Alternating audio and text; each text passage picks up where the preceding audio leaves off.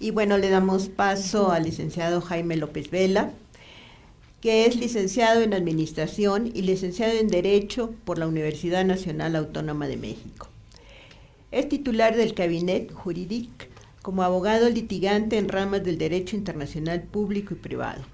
En el año 2000 incursionó como luchador social en la defensa de los derechos humanos. Fundó en 2003 la Agenda LGBT-AC, una organización que trabaja en la promoción y defensa de los derechos humanos de las personas de la diversidad sexual en México, promoviendo campañas y acciones contra la discriminación y para enfrentar la pandemia del VIH-Sida. Ha impulsado iniciativas como el derecho a la identidad de género, la tipificación de los homicidios, crímenes de odio y el matrimonio gay, y por ello fue uno de los primeros en casarse cuando lograron este derecho en marzo de 2010. En la actualidad, impulsa la iniciativa de seguridad social para familias integradas por personas LGBT. El abogado López Vela fue el primer secretario nacional de diversidad sexual de Morena y candidato a diputado federal. Actualmente es diputado constituyente en la Asamblea Constituyente que redactó la primera Constitución de la Ciudad de México. Pues le damos la palabra al licenciado López Vela. Muchas gracias, maestra. Miren, primero veamos, hablando de las familias, de dónde surge esta declaración y esta definición que tenemos que es a nivel internacional. Nos dice la ONU que la familia, según la Declaración Universal de los Derechos Humanos, es el elemento natural, universal y fundamental de la sociedad. Y por eso tiene derecho a la protección de la sociedad y del Estado. Y aquí es donde pues yo quiero recalcar, en efecto, protección de la sociedad y del Estado. Estamos en una sociedad en la que ustedes, por cierto, van a ser o están formándose o ya son, pues, tomadores de decisiones como los que se mencionaba, justamente en el ámbito de la educación, y de ahí la importancia, pues, de que estos conocimientos, tengan ustedes estos conocimientos como parte del bagaje cultural con el que se van a desempeñar. Ahora bien, se ha creado esta definición de la familia nuclear como aquella que está formada por miembros de un único núcleo familiar, ¿no? En donde hay una pareja y hay hijos. Y ese es el concepto general sobre la familia nuclear que al mismo tiempo ha generado tantos problemas. Porque al lado de esto, pues hoy, justamente ayer festejábamos el Día Internacional de la Familia, esto que veíamos como la Declaración Universal que hizo la ONU en 1994. Y miren, ya hay aquí, por lo menos por parte del Seguro Social, un intento por reconocer que existen las familias diversas. Esta es justamente la imagen que utilizó ayer el Seguro Social para hablar de las familias. Y ahí vemos, en efecto, una pareja. La primera, una pareja heterosexual sin hijos, una mujer sola con hijos, una pareja de hombres con hijos, una pareja de mujeres con hijos, una pareja de un hombre solo con hijos y una pareja de hombre y mujer con hijos. Entonces, ya nada más ahí encontramos una variedad de familias, en efecto, que en estricto sentido no corresponderían a esa definición de familia nuclear, que además es en la que los grupos derechistas, los grupos conservadores se empecinan en hacer valer y decir solamente la familia de papá, mamá e hijos son la familia nuclear y son la única que tienen validez y por ende protección. Y ahí nos enfrentamos de manera muy clara pues a esta realidad social en la que por supuesto pues no es así. Ahora bien, ¿cuáles son las familias homoparentales y las lesbomaternales, hablando de familias de la diversidad sexual? Bueno, pues las homoparentales son familias entre hombres con hijos o familias de mujeres con hijos, las lesbomaternales. Encontramos por ahí un estudio que nos decía que de acuerdo a este estudio, valga la redundancia, la UNAM y el Colmex determinaban que existen aproximadamente en el último censo 229,000 hogares, en los cuales diversos, en los cuales 172,000 tendrían hijos. Y es que, en efecto, fíjense, no tenemos a la fecha ni siquiera un censo, una medición estadística que nos diga cuál es el porcentaje de personas que integramos este universo de la diversidad sexual. Apenas ahorita, imagínense, justamente desde la Cámara de Diputados estamos presentando un punto de acuerdo ahorita para exhortar al INEGI que, como parte de este censo nacional que se realiza, ustedes saben, cada 6 años y hay mediciones cada 5 años, pues se incluya al universo de la diversidad sexual, porque ya les decía, no tenemos ni siquiera una referencia exacta. Las únicas referencias que tenemos de la población más o menos reconocidas vienen de Europa, vienen de Canadá, vienen de Francia, y se estima que hay una población de la diversidad sexual de entre un 8 y un 10% de la población. Pero en el caso de México no tenemos esta medición, y si tomáramos en cuenta ese 10% de la población y tomando en cuenta que somos 110 millones de mexicanos, 115, en fin, pues estamos hablando por lo menos de 10 millones de personas en toda la República Mexicana. Pero les decía, ni siquiera tenemos no es un dato duro, firme, que nos pueda servir para poder incidir de manera clara en las políticas públicas que tendrían que adoptarse hacia este sector de la población. Ahora bien, aquí está esto de familias LGBTI. ¿Por qué hablamos de familias LGBTI? Bueno, pues aquí quisiera detenerme en estos 3 conceptos para que nos quede muy claro de cómo se conforma este universo LGBTI y por qué en este universo LGBTI justamente no aparece la H que mencionaba el profesor. Bueno, pues porque quienes hemos estado dando la lucha por nuestros derechos, falta una imagen ahí más, quienes hemos estado dando la lucha por nuestros derechos ya por años, nos enfrentamos justamente a un universo heteronormativo. Nos enfrentamos a este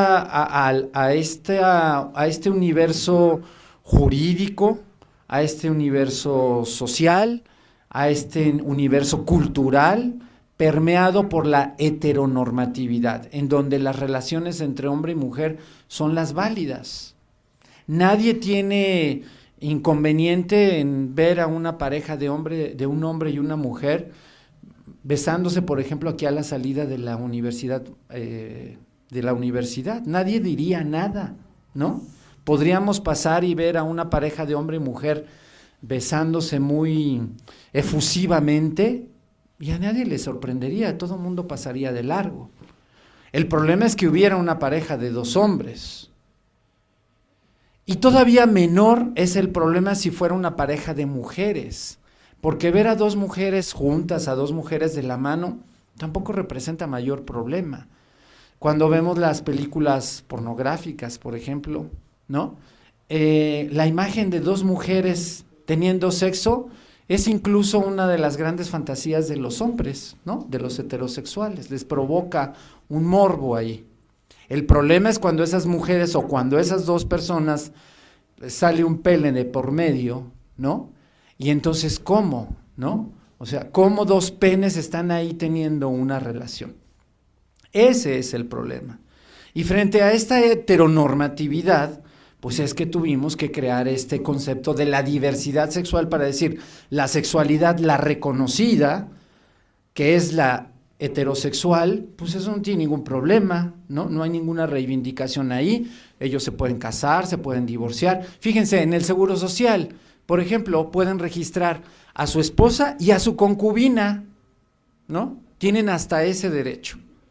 El problema no es para la heteronormatividad ni para la heterosexualidad, para esa H que mencionaba el profesor, ¿no? El problema es para quienes son lesbianas, gays, bisexuales, travestis, transgéneros, transexuales e intersexuales y que no tenemos derecho. Y por eso tuvimos que crear ese concepto. Pero yo decía, ¿y cómo se conforma todo esto? Pues se conforma por 3 elementos fundamentales que tampoco tenemos claro, porque cuando se habla de la diversidad sexual, se entiende o se explica o se menciona este término de las preferencias sexuales, que no tiene nada que ver con esta realidad. Ese es un término, ya decía también el profesor, no tenemos los suficientes términos para hablar ni siquiera del universo de la diversidad. Y sí, en este caso sí los tenemos, lo que pasa es que no los conocemos y no los empleamos tampoco. Miren, la historia de este término de las preferencias sexuales es porque en el 2001, cuando se incorporó el principio de la no discriminación al cuerpo constitucional, no logramos que se reconociera el término de orientación sexual y menos identidad de género. Y entonces los grupos, los tomadores de decisiones, los derechistas, pues solamente permitieron que se incluyera el término de preferencias. Fue lo más que logramos. Y luego en el 2011, cuando se reforma de nueva cuenta la Constitución, entre muchas de las reformas que ha sufrido, y se incorporan los derechos humanos, logramos que de preferencias se pasara a preferencias sexuales. Pero ni una ni otra son correctas. Estamos hablando de la orientación sexual como una condición humana, como la condición de las personas, sencillamente para sentir, resuman todo eso en una palabra: atracción. ¿Por quién siento yo atracción? ¿No? Y esta atracción que yo siento puede ser por personas del mismo sexo, puede ser por personas distinto al sexo mío, al sexo al que yo soy, con el que me identifico. O bien puede ser por ambas, por hombres y mujeres por igual. Esa es la orientación sexual. Y esta condición humana no hemos logrado que se reconozca de manera jurídica, de manera formal. No existe en las leyes. En el único contexto en el que hemos logrado que se reconozca es, por cierto, eso sí, en el Distrito Federal, en donde dimos una batalla desde hace muchos años para que no quedara este término de preferencias sexuales. Porque hablar de preferencias sexuales tiene otras connotaciones. Ustedes cuando llegaron a este salón prefirieron sentarse en donde están. Ustedes han preferido estudiar esta carrera. Ustedes han preferido vestirse como están vestidos hoy, el día de hoy. Y eso presupone un acto de voluntad. Yo decidí, ¿no?, que abrí mi closet y decidí que me iba a poner, ¿no? Hay una voluntad ahí. En tanto que en la orientación sexual no se trata de una voluntad. Si se tratara de preferir, podríamos preferir dejar de ser gays, ¿no? Y con eso se acabaría el problema de la discriminación que vivimos. En términos estrictos, no es un término, no es una cuestión de preferencias, es una condición humana que tiene que ver con la afectividad, por quién siento yo afecto, quién es el que me atrae, quién es el que me erotiza, quién es el que me produce sentir un sentimiento de atracción, de amor, de afección, ¿no?, de erotismo, y eso tiene que ver con la orientación sexual, no con las preferencias. Ya después podemos preferir, que yo prefiero a los hombres altos, robustos, chaparros, gordos, ¿no? Esa es otra cuestión, pero no tiene nada que ver con el sentimiento de afección que tenemos todos los seres humanos como una condición humana. Luego nos enfrentamos a la identidad de género, y aquí es todavía más difícil de entender de qué hablamos. La identidad de género se refiere a, en efecto, ¿cuáles son primero los géneros reconocidos socialmente? Bueno, pues los géneros reconocidos generalmente son masculinos, son femeninos, ¿no? Son esta reproducción que hemos hecho la sociedad por siglos y que tienen que ver con cada uno de nosotros. Y esta identidad de género se da a través de la autopercepción. ¿Cómo me percibo yo en relación a esos géneros masculino o femenino? Porque el hecho de haber nacido con un pene no me hace un hombre, no me hace un hombre masculino, de acuerdo a esos cánones establecidos y reconocidos por la sociedad.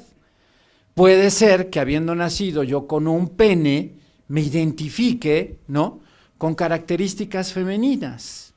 Y entonces tenga yo el deseo, la autopercepción de tener senos como una mujer, de tener caderas como una mujer, de hacer esas adecuaciones a mi cuerpo como lo hacen algunas de las personas trans, y entonces vivir en una identidad de género distinta a la masculina o a la femenina, como está reconocido por esta heteronormatividad, por este mundo heterosexual. Y esa identidad de género es a partir de la que entonces miren, conformando este constructo LGBT, pues las lesbianas, los gays y los bisexuales tienen que ver con la orientación sexual, ¿de acuerdo? Y la T tiene que ver con la identidad de género, y existen en efecto un sinnúmero de identidades de género, y por eso mismo es que no ponemos ni las 3 T's ni las 10 T's que pudieran haber, porque en realidad en el estricto campo del derecho, que es desde el que yo abordo los derechos humanos, pues nosotros lo que pugnamos es por el derecho a la identidad de género. Y después identidades de género hay muchísimas, pero jurídicamente solo hay un derecho, que es el derecho a la identidad de género, ¿de acuerdo? Y luego viene la I, la intersexualidad. Y eso, miren, yo me vino ahorita a la memoria un taller de estos muchos que hemos dado en muchas instituciones, en fin, y estamos en un taller en la Procuraduría, y me dice uno de los subprocuradores, porque ahí logramos incidir a un nivel importante en los directivos para justamente revertir la situación de la discriminación, y entonces me decía, oiga, pero entonces los intersexuales, ¿esos cuáles son? ¿Los que se meten con todos los demás? Yo, o sea, ¿no? ¿Cómo? A ver, ¿cómo? O sea, pareciera que los LGBTI vivimos en una orgía constante, ojalá así fuera, ¿no? Y en fin, ¿no? Me dejaba ver justamente, bueno, ya esto de lo que hablaba, de la incomprensión de toda esta situación. Pues no, la intersexualidad tiene que ver con personas que al momento de nacer, sus genitales no les permiten identificar si es un niño o si es una niña, ¿no? Y decía también el ponente anterior, nació una persona así, y eso es lo que deberíamos de poder registrar. El problema, fíjense, es que en el caso de las personas intersexualidades hay una terrible situación. Como los médicos no saben qué es, si es un pene o es una vagina, pues entonces ellos intervienen a ese niño y entonces le reconstruyen un pene o una vagina. Y entonces imagínense ustedes que sintiéndose hombres o mujeres hoy en día a partir de su sexo biológico, les hubieran dejado una vagina o un pene, porque hubieran nacido con un estado de intersexualidad. Y esa situación terrible viven, no sabemos cuántas personas, por lo menos, sí sabemos cuántas, dice una estadística por ahí, bueno, podemos más o menos saber. Dice una persona que dice una estadística por ahí que una persona entre cada 130,000 naciste intersexual, ¿no? Y entonces el problema es que los padres salen huyendo con el niño o abandonan el niño, como hemos visto muchos casos, por ejemplo, al interior del país, porque la madre está convencida que fue la brujería de la comadre de la esquina, ¿no?, que hizo que el hijo naciera con esa situación. O fue porque el padre le puso el cuerno con la vecina, ¿no?, que por eso el niño nació así. Y todos esos mitos y prejuicios son los que se imponen frente a la realidad de la intersexualidad, que tiene que ver con una condición puramente biológica. Es un cuerpo en el que el sexo no terminó de desarrollarse, se reconocen más o menos 7 estados intersexuales, toda la información científica que hay alrededor establece más o menos que al final del día los estados intersexuales, uno de los dos sexos se va a bloquear y que solamente uno de ellos se va a desarrollar.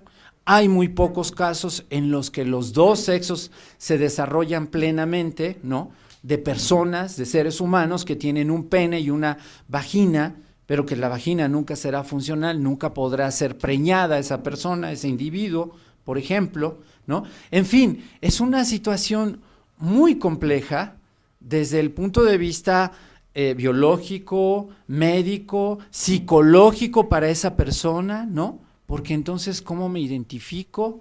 ¿No? ¿Y en dónde me pongo? ¿Soy mujer? ¿Soy hombre? Y, en fin, todas esas situaciones pues son las que han creado y por las que tuvimos que crear este constructo de la diversidad sexual, insisto, frente a lo que no tiene ningún problema. Un hombre que tiene un pene y que se asume como masculino y que es muy macho y que tiene casa chica, mediana, grande, ¿no? Y que es golpeador y proveedor y no, ese no tiene ningún problema, ese está reconocido y valorizado, ¿no? El problema son todos estos que quién sabe de dónde salieron, ¿no? ¿Y por qué están aquí? ¿Y cómo se les ocurre pedir derechos? Todavía peor, ¿no? En fin, perdón, acá. Existen una serie de resoluciones hoy en día, miren, justamente a partir de la orientación sexual y la identidad de género. A nivel internacional, ese término de las preferencias sexuales no existe. Afortunadamente, estos temas que se empezaron a abordar hace 30 años y más, allá afuera, en la comunidad internacional, desde entonces fue muy claro. Y hay una primera resolución, los principios de Yogyakarta, ¿no?, que establecen justamente los derechos que son la base fundamental de los derechos de las personas a partir de la orientación sexual y de la identidad de género de manera muy clara. Y a partir de ahí hay una serie de resoluciones de la ONU, de la OEA, del Parlamento Europeo, y ustedes saben que los derechos humanos, bueno, pues son hoy la divisa en el mundo, ¿no? Para todo utilizamos los derechos humanos y los discursos de los derechos humanos. Y bueno, pues justamente los derechos humanos han creado una esfera de protección de los individuos frente al Estado, para que se nos respete, para que se nos reconozca, para que se nos otorguen derechos. Y en ese sentido, los derechos humanos han evolucionado por generaciones. Y los derechos humanos se han ido reconociendo también por sectores. Hay derechos humanos de los niños, hay una Convención Internacional de los Niños. Hay derechos humanos de las mujeres, hay una Convención Internacional sobre la Mujer. Hay derechos de las personas con discapacidad, hay una Convención Internacional sobre la Discapacidad. Y así por cada uno de los sectores. Pero no hemos logrado hasta ahora una declaración universal sobre derechos humanos en materia de orientación sexual e identidad de género. Eso no existe. Lo más cercano que hay es esta declaración de Montreal del 2006, ¿no? En donde a partir de, por cierto, unas olimpiadas gays en Montreal fue que se inició este movimiento para buscar que a nivel internacional exista una Convención Internacional sobre Orientación Sexual e Identidad de Género, pero eso es todavía muy incipiente. Imagínense, todavía hay 72 países en el mundo en donde por supuesto no se reconoce la orientación sexual ni la identidad de género, en donde el ser homosexual te hará víctima de un crimen de odio. No sé si ustedes escucharon estas últimas semanas las noticias terribles que nos han llegado de Chechenia, ¿no?, en donde resulta que hay una declaración de honor para que los padres que reconozcan que tienen hijos homosexuales los maten así de plano, ¿no? Entonces estamos enfrentados todavía a una situación a nivel internacional muy difícil, y por supuesto que ese contexto internacional pues hace poco favorable en este momento que podamos lograr una declaración universal sobre orientación sexual e identidad de género. Así nos encontramos a nivel internacional. Ahora bien, miren, ahí está la foto de justamente cuando nos casamos, ese 10 de marzo del 2010, después de haber dado una batalla terrible para lograr nuestro derecho al matrimonio. Y en fin, ¿cuál fue la historia ahí? Bueno, pues miren, esa iniciativa primero, les comento rápido cómo fue ¿por qué la impulsamos, ¿no? En agosto del 2008 nosotros tuvimos aquí en México la 17 Conferencia Internacional sobre el SIDA, una pandemia que afecta de manera principal a nuestra comunidad, que tiene que ver con la problemática de no salir del closet, que tiene que ver con la problemática de no asumir la identidad sexual, que tiene que ver con la falta de autoestima, que tiene que ver con la falta de políticas públicas por parte del gobierno para atender a este sector de la población, en fin. Y en ese momento, pues después de varios inconvenientes de salud, a mí me detectan que tenía cáncer en un riñón. Y yo digo, ay, güey, bueno. Y entonces ahí voy, ¿no? Yo tenía una relación de 10 años con David. Yo dije, pues 10 años de pareja, esto es el equivalente a un concubinato, porque jurídicamente así tendría que ser, ¿no? Y fui a pedir seguridad social. Ah, no, usted no tiene derecho. Oiga, ¿y por qué no? Pues yo tengo una relación de 10 años. Ah, sí, pero pues eso no es válido aquí. ¿Y por qué no? Pues porque no están casados. Ah, bueno, pues entonces ahorita nos casamos. No, pero no se puede. ¿Y por qué no se puede? Pues porque no existe la ley. Ah, bueno, pues ahorita la hacemos, ¿no? Y entonces nos sentamos a redactar la iniciativa del matrimonio. Yo me fui al quirófano y dije, bueno, pues ya si salgo ya veré. Para suerte mía salí, y entonces después de que me extirparon un riñón por cáncer, sin que tuviera derecho a la seguridad social y teniendo que asumir nosotros todo el costo que eso representó, ¿no? Pues nos dimos a la batalla de lograr el derecho al matrimonio y logramos entonces que se aprobara en diciembre del 2009. Luego entonces nos casamos en marzo del 2010, que fue cuando entró en vigor el matrimonio, y de inmediato el gobierno federal de entonces, encabezado por el PAN, por Felipe Calderón, interpuso un recurso de inconstitucionalidad, es decir, fueron a la Corte a decir, ese matrimonio no es válido porque está en contra de la Constitución, ¿no? Entonces tuvimos que ir ante la Corte a defendernos, y la Corte resolvió, primero, que nuestro derecho al matrimonio era constitucional, que no estábamos violando ninguna ley, que teníamos derecho, a partir de los derechos humanos, a vivir bajo las dos premisas de los derechos humanos, que son la igualdad y la no discriminación. Luego resolvió la Corte que nuestro matrimonio tenía validez en todo el país. Así como hay una pareja que se casa en Chihuahua, en Puebla o en Tabasco, que viene a la Ciudad de México y hace valer su matrimonio. De la misma manera, nosotros teníamos ese derecho también.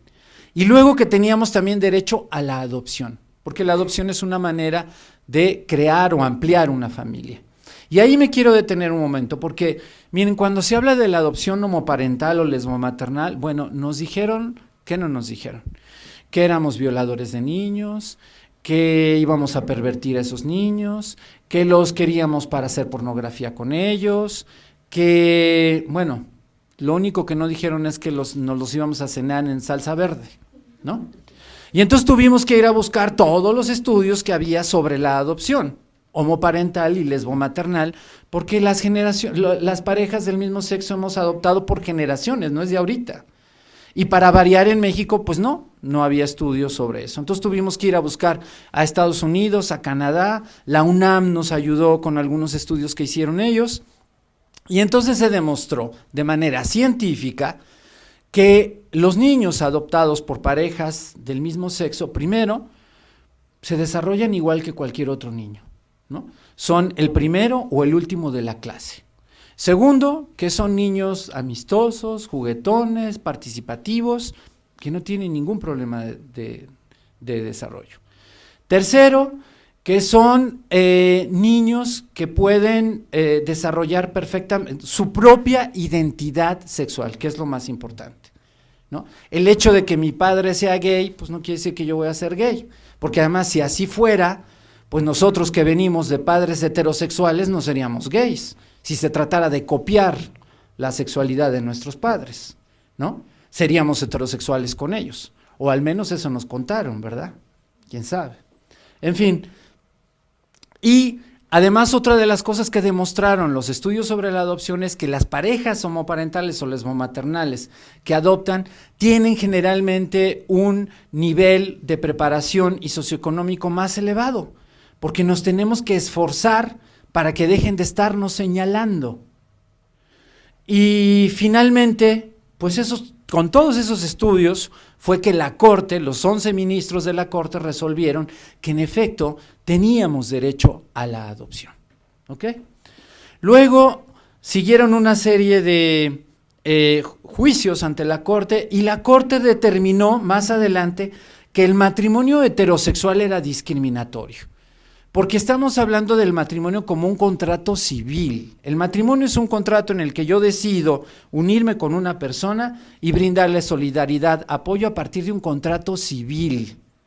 Aquí el problema es que, claro, el matrimonio lo han relacionado con el matrimonio religioso, con ese matrimonio que tiene que ver con la llegada de los españoles aquí, porque fue a partir de ahí que surge esta figura del matrimonio, ¿no? Y decir que nosotros estábamos atentando contra ese matrimonio. No estamos atentando contra ese matrimonio.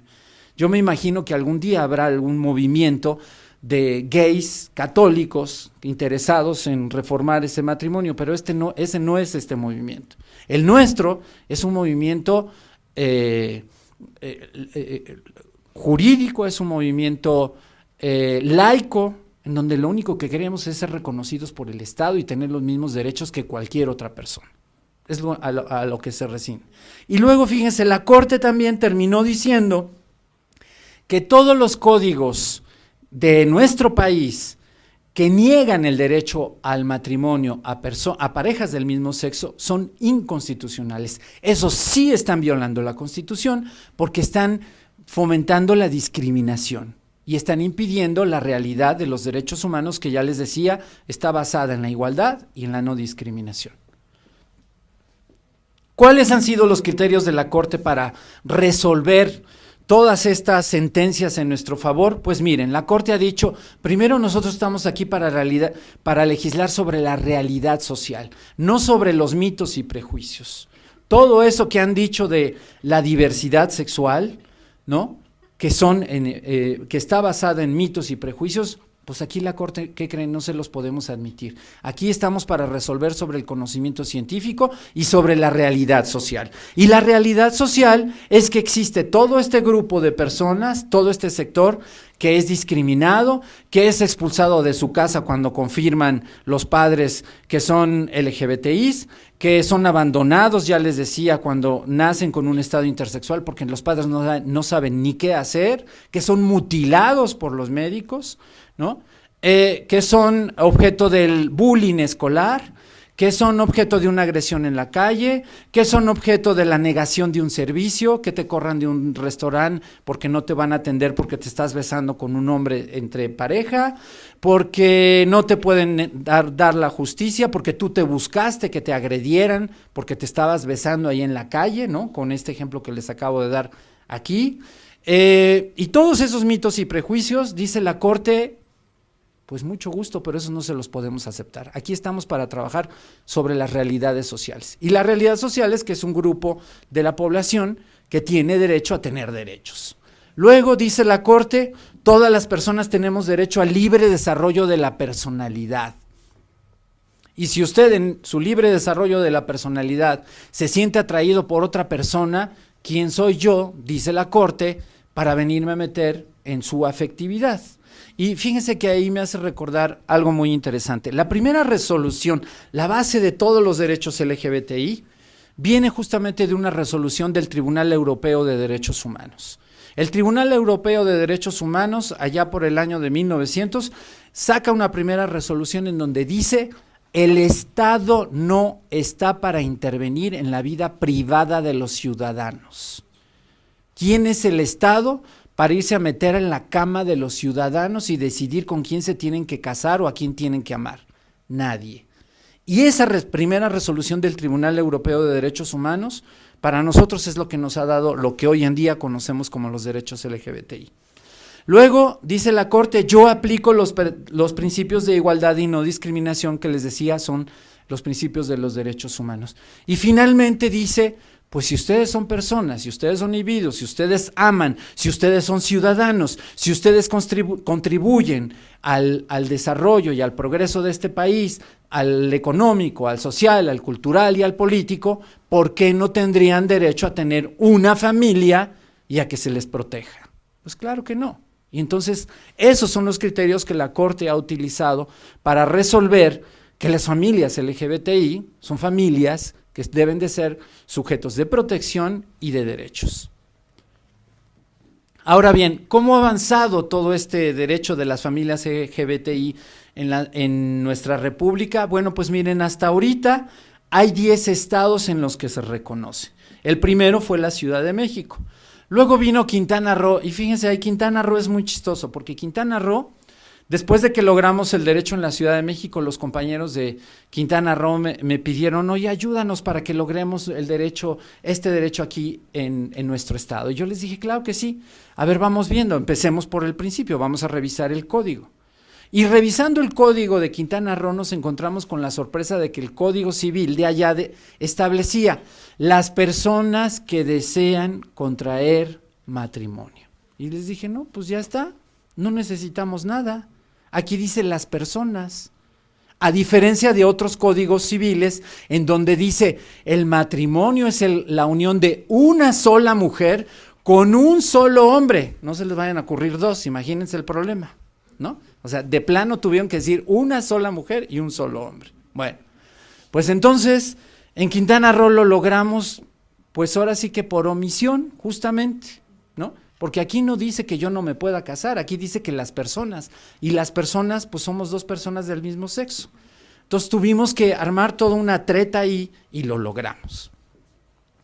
Luego en el caso de Coahuila legisló después de la Ciudad de México. En el caso de Chihuahua es muy chistoso, porque miren, Chihuahua, no es que Chihuahua haya legislado. Lo que pasó en Chihuahua es que de plano el gobernador del estado dijo, ya son tantos los amparos de los gays aquí, que ya mejor déjenlos que se casen, ¿no? Pero no es que esté legislado, porque un amparo para ellos representa justamente el que hoy estemos demandando reparación del daño por no permitirnos casar. Pero eso no es que lo hayan legislado. Luego en Nayarit sí se legisló, Jalisco tampoco se legisló. Jalisco también es un caso muy chistoso, fíjense, porque ¿qué pasó en Jalisco? En Jalisco resulta que los diputados locales deciden reformar su código civil para impedir el matrimonio entre menores, lo que, pues sí, es una medida que tendría que hacerse, que no corresponde de nuevo a la realidad social, pero bueno, desde lo jurídico por lo menos quieren impedirlo. Y entonces ellos, por torpeza jurídica, publican todo el articulado de los artículos relativos al matrimonio. Y entonces, ¿qué creen? Esa torpeza jurídica de ellos nos ayudó a que nosotros dijéramos, ellos están publicando aquí el artículo del matrimonio. Y aunque ni lo estén mencionando, por técnica jurídica, nosotros pedimos que se revisara. Y a la luz de lo que la Corte ya había dicho, pues, ¿qué creen?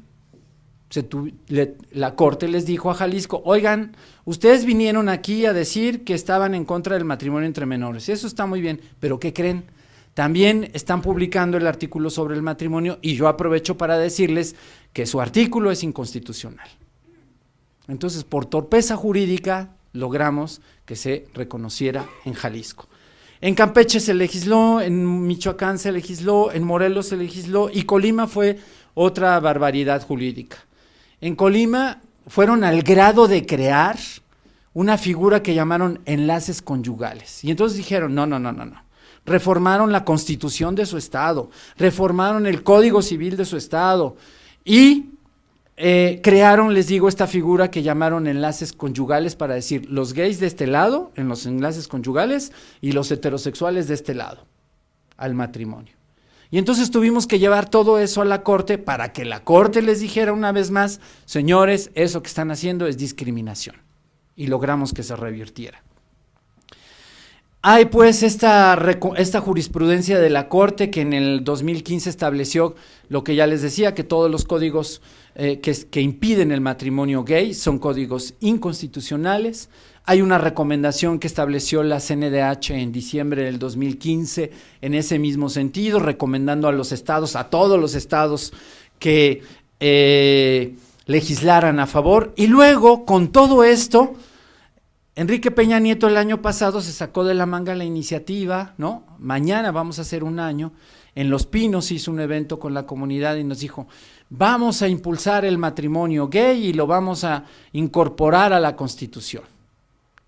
Y ustedes vieron lo que pasó, los grupos de derecha se alzaron, marcharon, y entonces el Estado sucumbió, ¿no?, ante la doble moral de estas iglesias, y terminaron por decirnos desde la Cámara de Diputados pues que siempre no, que no iban a aprobar la iniciativa.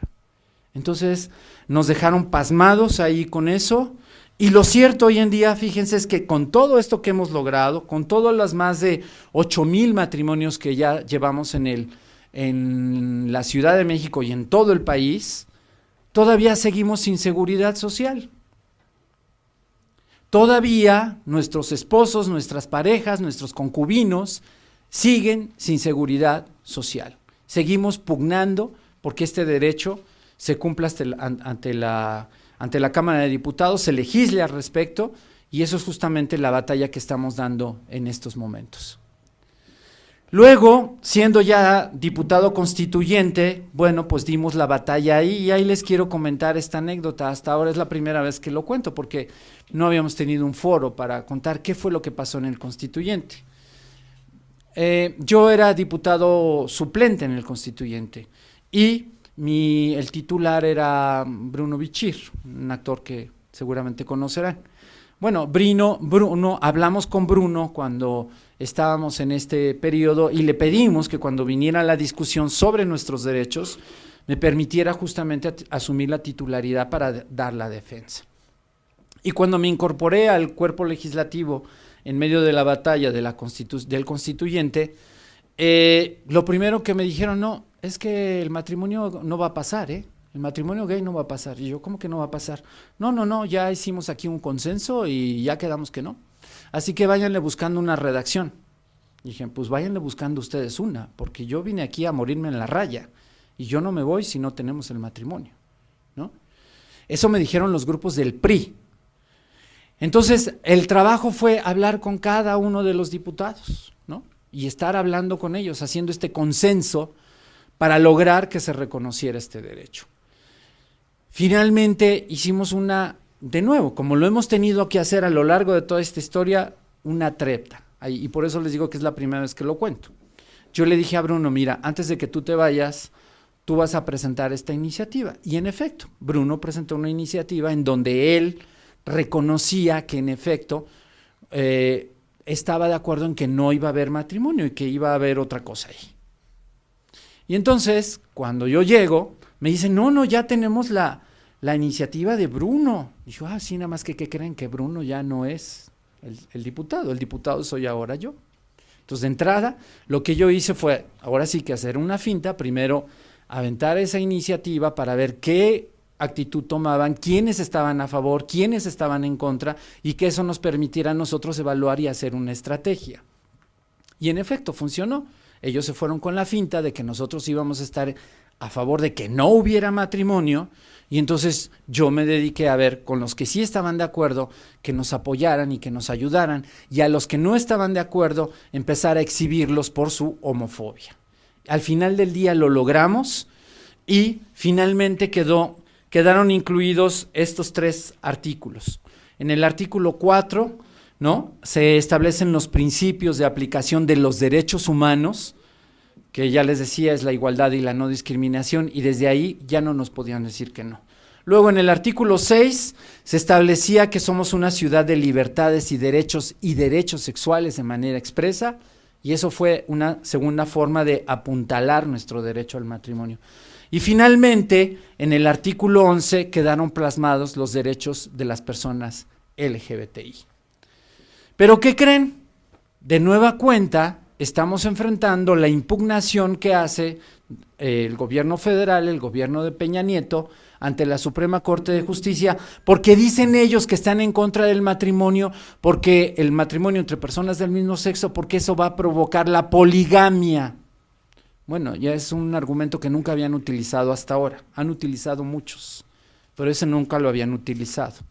Y entonces hoy estamos ante la Corte defendiéndonos para que el matrimonio entre personas del mismo sexo quede finalmente firme ante el cuerpo de la Asamblea Constituyente, ante el cuerpo de la primera Constitución que tendremos aquí en la Ciudad de México.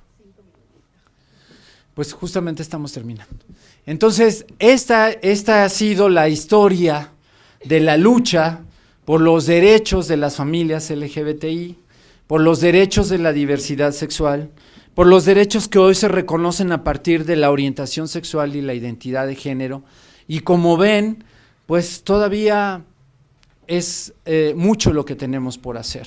Mañana, les decía, estamos cumpliendo un aniversario más, una conmemoración más del Día Nacional de Lucha contra la Homofobia. Le preguntaba yo a la maestra justamente si el que vinieran de morado tenía algún significado, porque para nosotros lo tiene, es el color que representa justamente la lucha contra la homofobia. Así que bueno, yo me voy a dar más bien voy a darlo a favor de nosotros, ¿no? Voy a dar porque el hecho de que por eso nos han recibido de morado.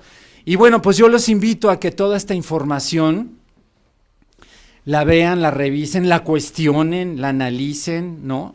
La hagan objeto de estudio en su carrera, pero sobre todo que les sirva para revertir todos estos mitos y prejuicios que hay en torno a la diversidad sexual, y que desde la influencia que tendrán ustedes como futuros educandos y como futuros tomadores de decisiones en el ámbito de la educación, nos ayuden a terminar con esta situación inhumana, vergonzosa, que representa la homofobia y la transfobia. Muchas gracias y buenos días.